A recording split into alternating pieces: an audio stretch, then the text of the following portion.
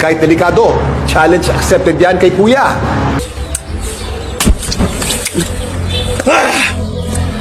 Guys, good morning. Nandito kami ngayon sa Barangay Tigbaboy, Tibiao, Antique. Kasama ko ngayon si Nonoy Vlogs ng Lawaan.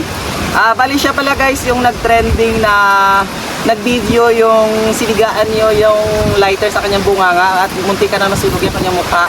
Guys, may nag-challenge ulit sa akin. Shoutout sa nag-challenge, Chris Andrew Drigia.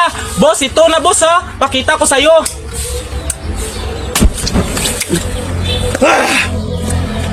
Siya ay na-featured sa GMA7 sa Kuya Kim segment na Kuya Kim, ano na? Huwag niyong sina-challenge sa lalaking ito na sindihan ang bunganga niya gamit ang isang lighter. Dahil kahit delikado, challenge accepted yan kay Kuya. Dahil ang resulta, sumiklab sa 3.2 million na kuwang views ng kanyang video. Ginawa ko kasi gusto ko po sir mag-viral sa mga video ko para malaman ng ibang tao na si Nonoy Vlogs ay hindi mainang nilalang. Masaya ako kasi ginawa ko yung mga challenge ng mga kaibigan ko. Pinag-iisipan ko kung kaya ko ba o kung hindi. Pero ginagawa ko yung kaya ko lang. Kamusta yung interview kay Kuya Kim? Okay lang po. Masaya lang ako kasi nakita ko sa TV sa mga basher ko dyan. Kayo, huwag niyo na akong i-bash.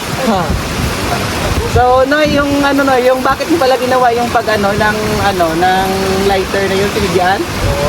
Gusto ko kasi mapakita sa iba na kaya ko na mabiral yung mga video ko para kuhain ako ni Idol Coco Martin.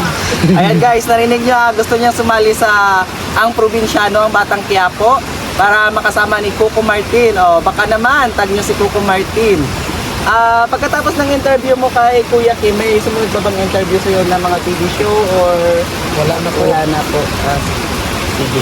Bali, yun po yung guys, yung pinaka-latest niyang interview. Bali, ngayon may bago siyang Facebook account. Ano ang pangalan?